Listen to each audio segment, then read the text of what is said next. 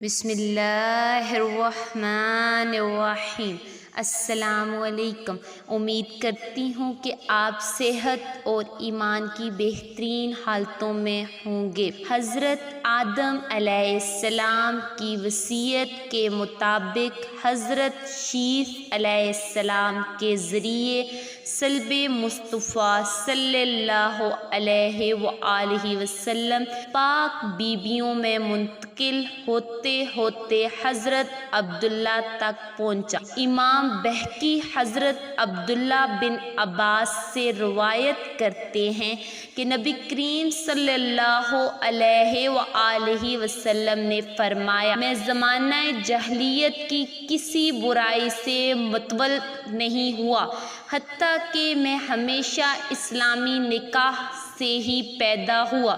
اور حضرت سیدنا مولا علی سے مروی ہے کہ رسول اللہ صلی اللہ علیہ وآلہ وسلم نے فرمایا، میں نکاح سے پیدا ہوا ہوں، صفحہ جاہلیت سے نہیں، یہاں تک کہ آدم علیہ السلام سے لے کر اب تک میرے ماں باپ کبھی جاہلیت کے زناح صفحہ کے قریب تک نہیں گئے۔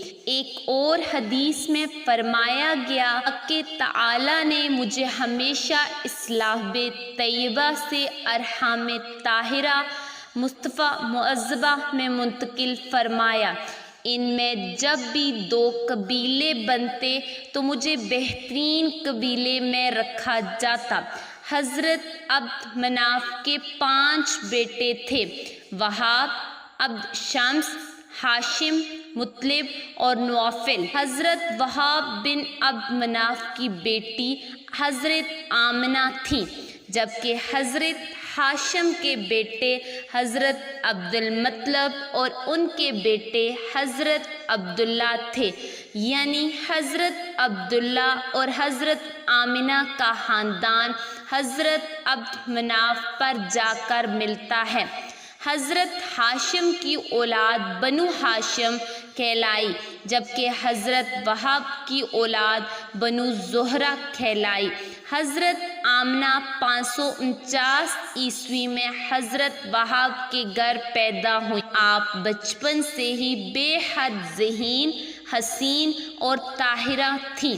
جیسے جیسے آپ پرورش پاتی رہیں ویسے ویسے آپ کی پاک بازی اور اعلیٰ ترین سیرت و کردار کے چرچے عام ہوتے چلے گئے۔ آپ حسن و سیرت اور حسین صورت کا بے مثل نمونہ تھی۔ بنو زہرہ چونکہ قریش کی ہی ذیلی شاخ تھی تو حضرت وہاب کو ان کی دلاری بیٹی حضرت آمنہ کے لیے قریش کے مختلف سرداروں اور ان کے بیٹوں کے رشتے آنے لگے، لیکن حضرت وہاب کو کسی انتہائی نیک سیرت اور باکردار نوجوان کی تلاش تھی۔ چنانچہ ایک دن حضرت وہاب اپنے بھائی حضرت ہاشم کے بیٹے حضرت عبد المطلب کے گھر کی طرف نکل پڑے۔ رستے میں وہ ایک عجیب و غریب منظر دیکھتے ہیں۔ آپ نے دیکھا کہ کوئی 70 کے قریب تلوار باز اور نیزہ دار لوگ ایک نوجوان کو گھیر کر کھڑے ہیں۔ دور سے ہی یہ منظر دیکھ کر حضرت وہاب ایک درخت کی اوٹ میں کھڑے ہو جاتے ہیں۔ آپ دیکھتے ہیں کہ اچانک آسمان سے کوئی عجیب مخلوق اس اکیلے نوجوان کی مدد کے لیے اترتی ہے اور نوجوان ان 70 تلوار بازوں سے محفوظ ہو جاتا ہے۔ وقوع ہونے کے بعد حضرت وہاب اس نوجوان کے قریب جاتے ہیں تو ان کی حیرت میں مزید اضافہ ہو جاتا ہے، کیونکہ وہ لڑکا آپ کے بھتیجے حضرت عبد المطلب کا بیٹا حضرت عبداللہ تھا۔ حضرت وہاب اسی وقت یہ فیصلہ کر لیتے ہیں کہ وہ اپنی بیٹی حضرت آمنہ کا نکاح اسی لڑکے حضرت عبداللہ سے کریں گے، کیونکہ وہ جان گئے تھے کہ یہ لڑکا کوئی عام نہیں ہے جس کی مدد کے لیے آسمان سے کوئی مخلوق اتری ہے۔ چنانچہ آپ نے اس رشتے کی بات ایک دوست کے ذریعے سے حضرت عبد المطلب کے پاس پہنچائی۔ حضرت عبد المطلب بھی یہی چاہتے تھے کہ حضرت عبداللہ کی شادی ہو جائے۔ اس سلسلے میں وہ کسی ایسی عورت کی جستجو میں تھے جو حسب و نسب اور عفت میں ممتاز ہو۔ حضرت آمنہ بنت وہاب میں یہ صفات موجود تھیں۔ حضرت عبد المطلب نے اس رشتے کو پسند کیا۔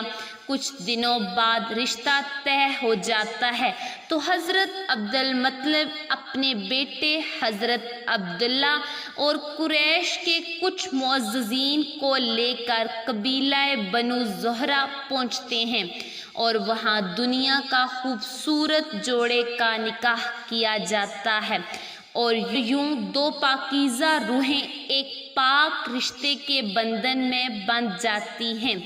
امام علوسی، امام ابن کثیر اور امام قرطبی سے مشترکہ روایت ہے کہ یہ مبارک پیر کا دن تھا کہ جب اس مبارک جوڑے کا نکاح ہوا، لیکن پھر 3 دن تک حضرت عبداللہ اور حضرت آمنہ کو خلوت گاہ میں جانے کی اجازت نہ دی گئی۔ اس کی ایک تو وجہ یہ تھی کہ حضرت جبرائیل علیہ السلام نے حضرت عبداللہ کو بتایا تھا کہ شب زواف جمعرات کا دن ختم ہونے کے بعد شب جمعہ کو ہوگی، اور دوسری وجہ یہ بتائی جاتی ہے کہ یہ مکہ کے قبیلوں کا رواج تھا کہ شادی کے پہلے 3 دن تک نکاح شدہ جوڑے کو تنہا نہ چھوڑا جاتا۔ پھر شب جمعہ کی وہ مبارک گھڑی آ گئی ہے جب جبرائیل امین 70,000 فرشتوں کی سرداری میں تشریف لائے اور آ کر بام کعبہ پر ہلالی پرچم لہرا کر دنیا والوں کو خوشخبری دی کہ آج نور محمدی صلی اللہ علیہ وآلہ وسلم صلب بدر سے رحم مادرہ میں منتقل ہو جائے گا۔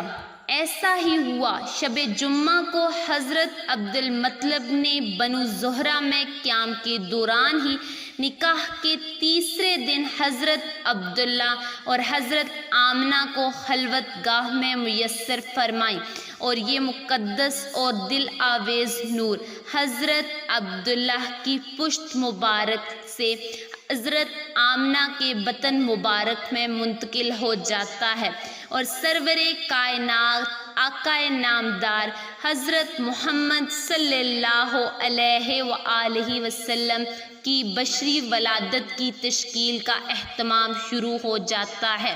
اسی رات ابلیس لعین کا تخت الٹ گیا اور یہ مردود بارگاہ الہی میں 40 دن بحر و بر میں مارا پھرتا رہا، اور فتح غموں و کثرت غیظ و غضب میں سیاہ و سوہت ہو کر کوہ ابو قبیس کے دامن میں آ کر رونے لگا۔ حضرت ابن عباس سے یہ روایت مروی ہے کہ جس رات نور محمد صلی اللہ علیہ وآلہ وسلم حضرت آمنہ کے سپرد ہوا، اس کی تمام کاہنوں کو اطلاع ہوئی اور وہ ایک دوسرے سے مشورہ کرنے لگے۔ مشرق و مغرب کے چرند پرند اور بیری جانوروں نے ایک دوسرے کو مبارکباد دی کہ وہ وقت آنے والا ہے جب کہ خطہ زمین نور مصطفیٰ سے منور ہو جائے گی۔ قریش کے پالتو جانوروں نے آپس میں کہا کہ جناب آمنہ نور مصطفیٰ صلی اللہ علیہ وآلہ وسلم سے مشرف ہو گئی ہیں، اور ان سے ایسی شخصیت ظہور میں آئے گی جو زمین کی آمین اور اس کی ظلمت کو دور کرنے والی ہوگی۔ یہ بھی کہا گیا کہ تمام دنیا کے بت دوسری صبح سرنگوں پائے گے۔ ابلیس لعین کا تخت پلٹ گیا اور دوسرے بادشاہوں کے تخت سرنگوں ہو گئے۔ صاحب اقتدار حاکموں اور بادشاہوں کی زبانیں گفتگو سے قاصر ہو گئیں۔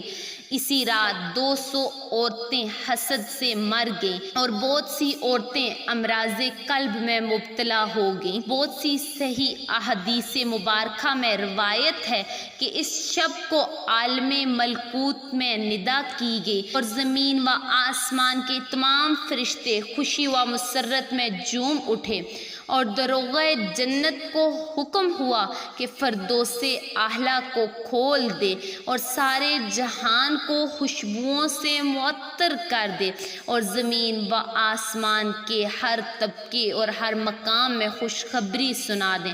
اور ایسا کیوں نہ ہوتا کہ تمام خیرات و برکات، کرامات و سعادات اور انوار اسرار کا مصدر اور مبدع خلق عالم، اصل حصول بنی آدم کے اس عالم میں تشریف آوری اور اس کے ظہور کا وقت قریب آ پہنچا ہے، یقیناً تمام جہان والوں کو منور، مشروب اور مسرور ہونا چاہیے۔